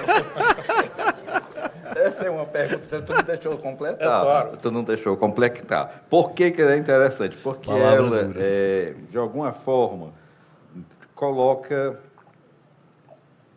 um up no que você já está avançando, que é exatamente o seguinte: como é que a gente escapa desse dualismo atual que se criou na política a partir do impeachment da Dilma, né? Basicamente, a partir do impeachment da Dilma. Os brasileiros nos consideramos coisa muito melhor do que os argentinos, chilenos, bolivianos, uruguaios, mas não somos não, nós somos igualzinhos a eles, ou seja, nós somos latino-americanos. E como tal, nós temos todos esses problemas da perplexidade teórica e ideológica, porque nós não temos autonomia. Os economistas mais brilhantes do Brasil são aqueles que nós consideramos, são os que vão para os Estados Unidos e estudam lá. E vem de lá com um pacote na cabeça que vira religião, porque faz todo sentido. Então é o seguinte, você tem a inflação brasileira perseguida por uma taxa de juros. Ora, ninguém precisa ser economista. Taxa de juros funciona contra a inflação numa condição. Qual é a condição? Você tem mais gente querendo e podendo comprar do que mercadoria e serviços ofertados. Então, quando tem mais gente querendo e podendo comprar do que as coisas para vender, o preço das coisas acontece um leilão, para o mais rico levar. É tão simples isso. Então, a demanda funciona. A demanda é a renda que eu tenho no bolso e a demanda agregada é o crédito que eu tenho na praça. Então, eu sou capaz de comprar a renda que eu tenho no bolso mais o crédito que eu tenho na praça. Se, teoricamente, como se ensina em Chicago, eu aumentar o preço do crédito, que é o juro, eu, nas sociedades amadurecidas, etc., eu dissuado o crédito. Eu diminuo a demanda porque eu digo, não, o crédito ficou muito caro, eu não vou mais comprar. Eu canso de dizer isso para os economistas brasileiros, que isso não tem nada a ver com a realidade do Brasil. Não é que a gente vai revogar a economia, não. É que o Brasil tem peculiaridades que é a seguinte, lembra da felicidade referida a um padrão de consumo? Isso não é especulação filosófica, não. É assim, uma cidadã ou um cidadão da periferia, lá do Planalto Ayrton Senna, da nossa capital, tem exatamente a mesma informação que nós temos de micro-ondas, que você chega esfolado de cansado do trabalho, bota um negócio dentro do bicho, aperta ali 2 botãozinhos, 40 segundos, outro botão liga, ele faz, dinha, a comida está pronta. Ele quer ter um. O gás está muito caro, sabe, cozinhar demora muito tempo, o cara está esfolado, ele quer ter um micro-ondas. Mas só que ele ganha um salário mínimo. O salário mínimo não dá para comer, não dá para pagar os remédios e tal. E ele não pode ter o micro-ondas. Mas ele quer ter o micro-ondas. Aí, ó, Casa Bahia descobriu isso. O que é que a Casa Bahia fez? Meu irmão, venha comprar um micro-ondas. Eu lhe pico em 100 vezes sem juro. Mentindo. Não é 100, mas dá 24 vezes, não é não? 24 vezes, mas assim, todo mundo. Então, esses grandes magazines, todos eles no Brasil, não são magazines, são bancos. O micro-ondas vai para a casa do cidadão só como testemunha do contrato financeiro, em que ele leva um e paga 2. E o fluxo é onerado pelo juro. Esta é a perversão. Então não adianta nada encarecer o juro no Brasil, porque a população não deixa de comprar porque o juro está alto, ela já sabe que o juro está muito alto, ela compra, porque a Casa Bahia pica no fluxo, a prestação cabe no fluxo. Ela paga R$20, R$30 e tal. E aí o que é que faz no Brasil? A inflação no Brasil, eu conheço esses bichos tudo, eu ajudei a fazer uma parte deles. O tal de IGPM, nós criamos para indexar determinados preços ao dólar. Por quê? Porque havia um programa do Fernando Henrique para privatizar as companhias brasileiras. E queria interessar os estrangeiros. Os estrangeiros não queriam vir para uma moeda que tinha 84% de inflação num mês, como aconteceu no Brasil aqui uma vez. Percebe? Então, eles queriam dolarizar os contratos. E o Brasil não aceitaria dolarizar contratos. O que é que nós fizemos? Criamos um índice, que é sensível ao câmbio. Então, dolarizamos os preços sem dolarizar. É um IGPM. E aí, de repente, um espertalhão meteu o IGPM de um aluguel, que é um non-tradable. O aluguel não tem concorrência internacional. E aí, agora, meus aluguéis do Ceará, do Brasil, de Sobral, tudo indexado a dólar. Percebe? Isto é uma maluquice. Eu proponho revogar tudo isso, essas indexações todas e tal, e não quero nem ouvir me falar nisso. Então, esse é a grande chave de inteligência dessa coisa importada do Brasil. E no pensamento progressista é uma tragédia, porque nós copiamos com casca e tudo a prostração ideológica dos europeus, dos franceses, especialmente, o PT gosta dos franceses, e imaginamos dourar a pílula, humanizar o caminho. Então a gente faz o seguinte, que é o que os europeus resolveram, nós vamos ser neoliberais, pero não mucho. Vamos fazer tudo que o neoliberalismo manda com esse componente financeiro, mas vamos inventar umas coisas aí para mitigar a tragédia, atenuar o caminho, que está previsto no neoliberalismo. No consenso de Washington, entrem no Google, está lá a lista de providências. A última delas é políticas sociais compensatórias. No Brasil se vendeu Bolsa Família como progressismo. Percebe? Progressismo serve para duas coisas, mitigar a fome, que é verdadeira, portanto tem mérito, mas serve para anestesiar a reação das massas à injustiça e à iniquidade. Então você não tem mais a massa revolucionária, potencial. Por quê? Porque está todo mundo descrente da política, porque é uma carga de propaganda e tal. E aí, quem ganha nesses quadros? Quem simplifica. Então eu simplifico a agenda, vou para uma agenda identitária que é extremamente simpática. Então você vê, o Lula tem 34 ministérios. Tem Ministério dos Direitos Humanos, Ministério dos Índios, Ministério dos Negros, Ministério não sei o quê. O Elmano copiou aqui. Mandou para a Assembleia a criação de 15 secretarias. No Ceará, pelo amor de Deus. Eu fui governador. 15 secretarias novas no Ceará. Aí tem a de Direitos Humanos, tem a dos quilombolas, tem a dos indígenas, tem a não sei de quê. Quer dizer que isso aqui não é importante? Não, quer dizer que é muito importante. Mas, caramba, Criou a Secretaria de Interlocução Religiosa, aqui no Ceará. E nomeou meu amigo Walter Cavalcante, um católico empedernido. Os umbandistas diziam, e a minha religião, onde é que vai falar? Então, tem que criar uma secretaria da religião umbanda. Aí os evangélicos vão dizer, peraí, mas umbanda e católico, e a minha secretaria tem que criar também. Não estão entendendo? Então, se só vamos sair disso, não tem, sabe, democracia é um negócio chato pra cacete. Não existe democracia sem cidadão. Ficar aqui embaixo reclamando e achando que vai chegar de cima para baixo uma solução, não vai acontecer. Só vai acontecer se a gente formular uma estratégia, com começo, meio e fim. Eu sou feliz porque esse meu livro, a Érica estava com ele aqui, esse meu livro vendeu 250 mil exemplares, está ali. Ó. É um livro chato de economia política, vendeu 250 mil exemplares, ou seja, tem alguém lendo no Brasil, está ali 2 aqui dentro do auditório. Essa é a minha Eu tô xingando aqui o Yuri Alberto, tava mutado mesmo, gente. Pode ficar na paz. Gol do Corinthians. 3. Essa é a minha contribuição. Muitos outros têm que fazer, mas o colapso do pensamento progressista no mundo e no Brasil é a primeira tragédia. Então, organizar a doutrina, pensar o caminho, sistematizar metodologicamente o debate. Você não precisa concordar comigo, mas aceite o método. Aceite o método. Diga que eu estou errado. Mas, porra, eu estou dizendo que nenhum país do mundo faz lei de status constitucional para fazer teto de gastos. Nem na literatura eu encontro referência. E se isso não for verdade, eu sou um grande picareta intelectual que tem que ser, sabe, não ser mais convidado. Mas se for verdade, não é possível que a gente não faça alguma coisa. Sabe? E quem é que vai fazer? A direita? Os conservadores? E aqui, olha, conservador também tem outra leitura. Eu sou um cara muito conservador quando se trata, sabe, de criação de filho, de não sei o quê, e sou extremamente progressista em outras coisas. E assim é o nosso povo. Nosso povo é conservador em matéria de costume, mas muito arejado em matéria de compreensão das coisas da política. Então, a primeira questão é a doutrina, é a ideia. Depois, o exemplo. Sabe, você ficar fazendo tese de esquerda, fazendo acordo com essa gente, mantendo o Banco Central com tal, câmbio flutuante, para primário, método de inflação, autonomia do Banco Central, política de preço da Petrobras, é igualzinha, é a mesma coisa. Isso é o que interessa. Mesma coisa. Aí o cara se elege e repete a mesma coisa. O que vocês acham que vai acontecer na psicologia popular? Eu sei que deve ter, claramente, petistas aqui. Parem para pensar. Não sou inimigo, não. Pelo contrário, lá pelo Sul, a turma não vota em mim porque acham que eu sou aliado sistemático do PT. Parem para pensar. O que vocês acham que vai acontecer se continuar Lira, sabe, orçamento secreto? Isso aqui estão plantando o escândalo. Porque no Brasil vive-se de segredo de polichinelo. Todo mundo sabe quem está roubando, quanto e aonde.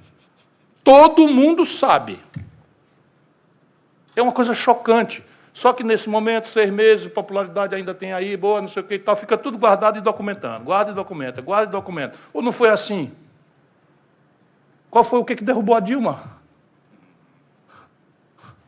O que derrubou a Dilma? A Dilma tinha 3 meses de um segundo mandato de 4 anos. Não foi capaz de conseguir 1/3 do Congresso Nacional. Não foi capaz de conseguir 1/3 do Congresso Nacional. Por quê? Porque o povo estava longe. Por quê? Porque preferiram os acordos em Brasília e se deixou o povo longe.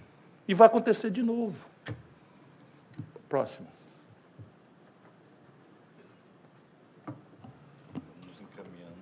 Vamos. Palavras duras, hein? Lula vai tomar um impeachment. Manchete amanhã. Ciro fala que Lula vai tomar um impeachment. Vamos selecionar só mais 3 perguntas Tá pelo bom. adiantado da Eu hora. vou ser mais breve. A próxima pergunta.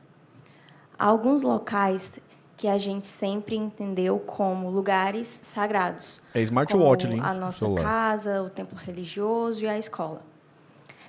O que está acontecendo com as famílias? Qual o papel das escolas e como manter as escolas seguras? O que fazer sobre isso?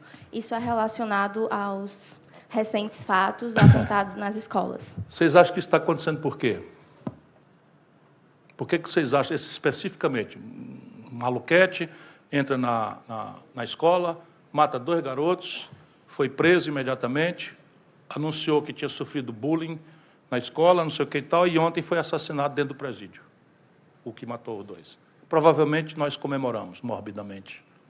Eu digo nós para não me parecer melhor do que os outros. Eu estou muito deprimido com tudo isso. Isso tudo é Estados Unidos. Isso tudo é esse vazio espiritual. De novo, eu estou parecendo um filósofo ou um pregador, esse vazio espiritual que o consumismo frustrado gera para todo mundo. Mas isso é problema deles, dos Estados Unidos, não é nosso. Vamos meter na cabeça da juventude essa agenda de reformar o país, para vocês verem o encantamento. Sabe, para que viver? Concretamente, vocês têm ideia do que significa?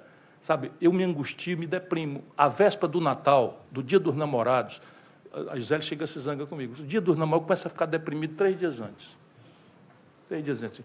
Por quê? Porque os reclames, compre, compre, compre, mostre o seu amor, veja, o amor que não sei o que e tal. As pessoas não têm dinheiro. A juventude não tem nada, não tem dinheiro para nada, nem para merenda. E compre, compre. Aí, quer dizer, então, que você não me ama? Sabe? Quer dizer que você não me ama? Então, isso daqui é um papel para os estetas. É um papel para os artistas. Os artistas no Brasil são a favor. Eu estou angustiado, os artistas tudo a favor, deixando por menos, dourando a pílula. Que é isso? Os artistas, os intelectuais, os artistas têm um papel insubstituível de antena, de insurgentes, de inconformados, de negacionistas do status quo. Nem que seja para dizer, vocês estão errados. Mas não existiria o progresso humano se não fossem os estetas, sabe? Os artistas, os intelectuais, os políticos que têm alguma coisa na cabeça para além de minhoca e vontade de ganhar a eleição e roubar, sabe? É preciso correr risco, é preciso dar exemplo, é preciso, sabe? Ou vai acontecer. Por quê? Porque tem um limite, as nações se suicidam. Como nação, o Brasil está se suicidando. Porque nós estamos virando um grande acampamento, em que cada um se vira por si, nossa genuína humanidade, nossa solidariedade, nosso altruísmo, nossa compaixão se exercita no onguismo, no ambiente asséptico da internet, na solidariedade às causas de 4ª geração, imitando os americanos. Sem o sistema de justiça dos americanos, sem o sistema de renda dos americanos, sabe? Porque eles lá vivem razoavelmente bem. É a nação mais desigual dos ricos e está empobrecendo. Mas eles estão ligados, eles estão discutindo tecnologia. O Brasil está regredindo.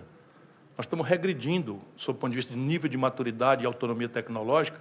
Esse ano o Brasil vai importar quase 20 bilhões de dólares de complexo industrial da saúde. Importar do estrangeiro, coisa trivial. Prótese, cama de hospital, fármacos com patente vencida, o diabo, porque não tem nada, estratégia de coisa nenhuma. Nada, estratégia de nada. Se o Brasil crescer 4%, falta engenheiro. Falta engenheiro no Brasil. Dizem, me digam, fura o meu olho, quem for capaz de me dizer para onde é que o Brasil está indo, setor a setor. Eu sei qual é o papel que o mundo reserva ao Brasil, cruelmente. Na divisão internacional do trabalho, o Brasil está se primarizando, ou seja, nós seremos o fornecedor de matéria-prima, tosca, mineral, petróleo e de proteína, também in natura. Só que esta conta não fecha, porque nossa sociedade aspira a celulares de última geração e seus contemporâneos. Por isso que, ciclicamente, a gente quebra. Quando a gente deprime a economia, esse consumo cai, o buraco na conta externa faz, se lá fora estiver pagando preço bom, como está agora, a gente vai escapando. Se o preço cai, como cai ciclicamente, o Brasil quebra. A mesma gente, Lula, popular, elege a Dilma sem nenhuma vocação, Dilma quebra. Fernando Henrique, popularíssimo, se reelege, quebra. A mesma gente, o mesmo modelo. E ninguém quer refletir sobre isso. Por quê? Porque enquanto a nação está indo para o vinagre, o sistema financeiro brasileiro, cartelizado em 5 bancos, tem um lucro superior ao equivalente a 10 vezes o equivalente do mundo. Um cartão de crédito no Brasil chega a cobrar, no crédito rotativo, 632% de juro. Esse mesmo cartão cobra 17% nos Estados Unidos. Visa, Mastercard e American Express. E a gente vai indo. O cheque especial do Banco do Brasil cobra 300% de juro. Sim, sabe? É uma nação de não cidadania, uma democracia sem cidadão. E assim, ninguém vai dar para nós. Ou a gente formula o projeto, faz um acordo metodológico, discute os valores essenciais, pinça exemplos, porque conversa fiada não vai botar ninguém para frente, e vamos entrar na militância. É o que eu vim fazer hoje à noite aqui. Militância.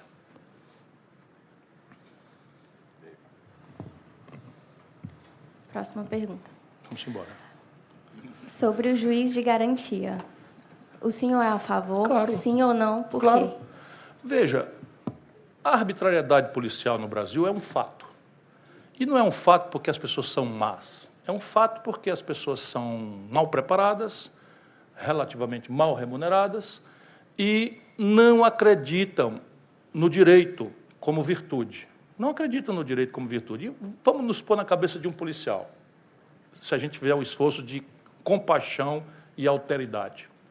O policial do Rio de Janeiro, para a gente não causar constrangimento aqui no nosso estado, o policial do Rio de Janeiro, ele sabe que quem cheira cocaína são os ricos, os artistas, os intelectuais, tal, os ricos da Zona Sul, do Leblon e tal. E aí essa gente quer que eles vão dar a cara para a morte na briga com a família dele que mora lá na periferia, para os traficantes. Sabe, isso é uma dissonância cognitiva insuperável. E a sociedade, os chefes deles, exigem uma prestação de conta. Então, eles têm que fazer uma coisa aí, que é uma zoada qualquer. Então, prende um monte de menino, e faz uma reportagem na TV, na Mundo Cão, que nós adoramos assistir porcaria na televisão, porque parece que a vida dos outros é pior do que a nossa, e aí fica, por isso que se entende, por que se faz. O Mujica proibiu. No Brasil, a gente não faz nada. Desculpa, Ferreira Aragão. Não é culpa individual de ninguém. Eu queria saudá-lo. Não é culpa de ninguém. Mas, assim, a gente gosta, por quê? Porque a gente vê na televisão uma vida que é muito pior do que a péssima vida que nós vamos vivendo. E isso é catártico.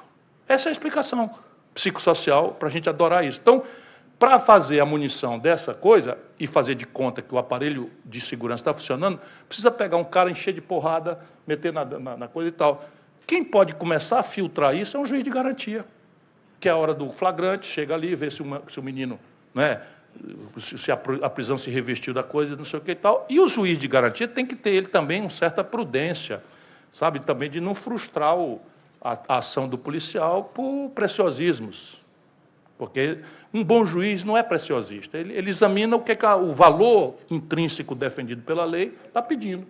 Aquela prisão se revestiu do protocolo legal, o elemento material, formal, etc. Ele não vai julgar se o menino é condenado ou já condenado ou não. Só quem faz isso é o Alexandre de Moraes. Já condenou o monarca, não tem mais profissão. Isso não pode.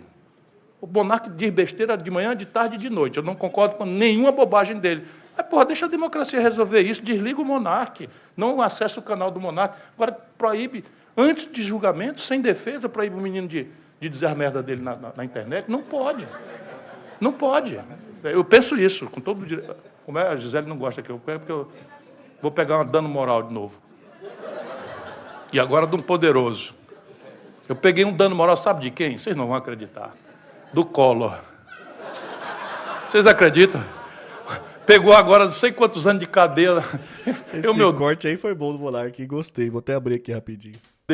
E o Tribunal de São Paulo me condenou a indenizar o rapaz porque eu feri os pruridos morais dele. Então, dano moral do Collor. Sabe quanto é o valor? 800 pau. O cara tá rindo. Dinheiro que eu não tenho. Isso aí. Eu me odeio. Vamos adiante. Gostei desse corte aqui, vou abrir rapidinho aqui, tá? Só pra eu saber onde é que é. Ai, meu Deus. Tá. Além de todas as variáveis, Podia ao menos processar por calúnia, né? Que eu tinha exceptio veritatis, não é isso que a gente aprende na escola? Exatamente. Sessão da verdade, exceptio veritatis. Você podia dizer assim, não, é ladrão mesmo. Mas tá aqui, ó. Ei, Collor, deixa o rapaz. Sou eu. É bom. E sabe por quê? Eu defendendo o Lula. Eu me odeio mortalmente. Eu para defender o Lula, porque o Collor foi para cima do Lula no debate, 1840, e o Collor sentou o pé no Lula, acusou o Lula de ter pedido um aborto da mulher, não sei o que, o diabo, e eu fui para defender o Lula, sentei o pé no Collor. Resultado, está aí o Lula presidente, o Collor provavelmente aliado dele e eu processado. Eu me odeio, professor. Vamos ver aqui. Agora vocês riram gostoso. Desgraça dos outros. É uma pergunta longa, eu vou tentar dar uma resumida aqui. Mas, basicamente, aqui, o colega está perguntando o seguinte: nós temos uma situação cíclica na segurança pública. Os números aumentam, baixam, homicídios caem, depois sobem. Existe algum tipo de... ele está chamando de algum tipo de modelo que possa garantir o mínimo de estabilidade? Existe. Dentro. Existe. A tecnologia, que é aquela última etapa, eu fiquei com medo de estar falando demais, eu não fui tão explícito quanto falei na questão institucional, que eu acho menos patrocinada. Mas a tecnologia é uma obviedade. Hoje em dia, você tem inteligência artificial, algoritmos, reconhecimento facial, uma série de ferramentas modernas em que você, por exemplo, você pode, numa cidade como Fortaleza, você pode fazer o desenho algoritmicamente de onde é que vai acontecer o homicídio e que horas. Você tem isso. Isso é um algoritmo, né? Mas o algoritmo é o seguinte: muito provavelmente, sábado, a partir das 19 horas, no Bom Jardim, mais ou menos nas ruas e tal, com um certo perfil de frequenta de bar, não sei o que e tal, vão acontecer 3 homicídios. Isso hoje é absolutamente perfeito, é uma coisa impressionante. Eu trouxe isso para cá, a ideia, na época do governo do Cid, quando ele pediu para dar uns palpites e tal, eu trouxe gente, não sei o que, mas a estrutura recusa violentamente. A estrutura tradicional recusa violentamente. Você tem que fazer uma pedagogia, isso tem a ver com a formação da polícia, tem a ver com que tipo de formação você dá para a polícia civil e militar. Enfim, mas assim, perícia forense já melhorou muito no estado do Ceará. Por exemplo, aqui, se você, já posso falar, se você matasse uma pessoa envenenada, a impunidade era segura. Porque o Ceará não era capaz de fazer uma necrópsia e identificar que a causa-morte foi um veneno esses venenos mais sofisticados. Então, isso tudo, tecnologia hoje tem tudo. Agora, deixa eu dizer para vocês, isto leva 60% do orçamento de segurança pública da Alemanha. Inteligência, tecnologia, prevenção, etc, etc. Sabe quantos por cento do 1,38% do PIB estão destinados à inteligência? No Brasil, 2%. Há uma resistência cultural, corporativa a isso, e de formação. Se você não introduzir isso, mas introduzindo, a mudança é impressionante. Impressionante o que você pode fazer. Por exemplo, esse negócio que assusta a classe média, que é o roubo, o assalto, isso se resolve de olho fechado. Mas resolve de olho fechado mesmo. Porque você pode estabelecer uma cobertura massiva de câmeras, Fortaleza está evoluindo muito nisso daqui, conectar essas câmeras com determinados softwares que eu fui visitar na China, de reconhecimento facial, estabelecer com o Instituto de Identificação a instantaneidade, assim, mas é matar, sabe? Já estamos fazendo isso com algumas coisas. Por exemplo, roubo de carro despencou no Ceará, porque hoje nós temos esse sistema inteligente que já olha a placa de carro. Na hora que você registra a queixa de um furto ou de um roubo de um carro, o sistema imediatamente coloca e onde ele passa já é identificado e plota com GPS onde é que está o lugar. Isso tudo é perfeitamente praticável, perfeitamente. Mas o Brasil gasta 2% do pífio orçamento que gasta em segurança pública com inteligência.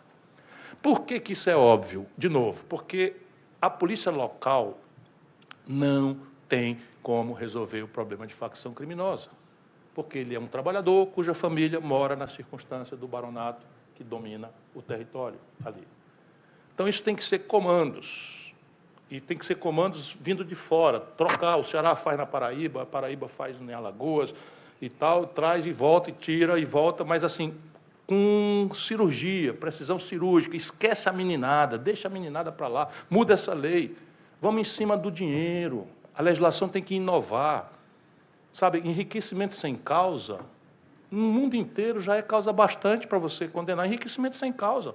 Você não vai demonstrar que aquilo foi do tráfico de drogas, jamais. Basta que o cara apareça enriquecimento sem causa. e está associado ali não sei o quê, mas a legislação brasileira é atrasada em relação a isso. A gente não tem muita coisa para fazer. Pronto? Agora a última pergunta. A última. Uhum. Eu vou para um show lá. Vou nem mentir.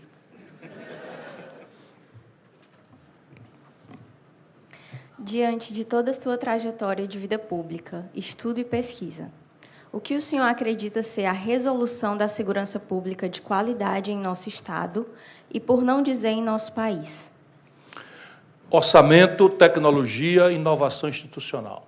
Quer dizer, nada do que está aí vai produzir resultado diferente do que nós temos. Pelo contrário, volto a dizer, as facções criminosas, que são uma novidade recente no Ceará, de 12, 20 anos para cá, já estão amadurecendo, por exemplo, em São Paulo, a lavagem de dinheiro, sabe, a última geração e a intromissão nas instituições judiciárias, Ministério Público, estão entrando nas instituições, mandando estudar, fazer faculdade, fazer concurso, porque dá tempo, não acontece nada. Não acontece nada, não tem nenhum processo aí e tal. Então, hoje eu vejo com grande ceticismo. Grande ceticismo. Por quê? Porque não tem essa atitude do líder. A nossa liderança do Brasil e do Ceará, assim, e eu não estou me botando fora, eu fui conselheiro próximo de todos os governadores que andaram por aí. Meio que nada. Cansei de falar isso que eu falei para vocês, para todos eles. Para todos eles. Mas assim, motim na polícia, eu recomendei, prende e expulsa. Assim, não, fizeram acordo, acertaram, não sei o que, olha no que deu. Infelizmente, motim é motim. Ou prende e expulsa. Aí hoje tem o júri do Curió. Porra, os caras saíram e mataram garotos, pegaram o menino dentro de uma instituição socioeducativa, tiraram o menino de dentro e meteram um tiro na cabeça do cara. E as autoridades, sabe, passando a mão na cabeça e tal. Enfim, eu estou demodê. E tenho dito. Ciro, muitíssimo obrigado pela sua participação. Você foi, assim, uma presença muito importante, que deu qualidade ao nosso seminário. Eu quero, primeiro, esclarecer a todos que algumas perguntas não foram feitas porque elas eram repetitivas. Parabéns. Então, Tamo todos junto, foram atendidos. Obrigado, de alguma forma, né, pelo que perguntaram aqui. Nós vamos ter, no dia 29, Adriano mandou já faço agora, R$2. dia 6, Boa né, noite, Laércio? belo trabalho. Dia 6 de julho, né, o lançamento do livro do professor Laércio. É o Gangorra? O Gangorra, pronto. E aí estão todos convidados de antemão. Nós vamos, obviamente, fazer essa divulgação através do site da ESA, mas eu quero, enfim, já antecipadamente convidar a todos. O professor Laércio é um dos grandes pesquisadores da área de segurança pública aqui do estado do Ceará, né? E realmente será assim, um evento a ser prestigiado pela qualidade acadêmica. Agradeço a todos a presença. Convido o Ciro, já que ele já assessorou todos os governadores, eu que não tenho pretensão de ser, que ajude-nos na Comissão de Segurança Pública, viu? Porque realmente entendemos que a OAB tem um grande papel nessa discussão.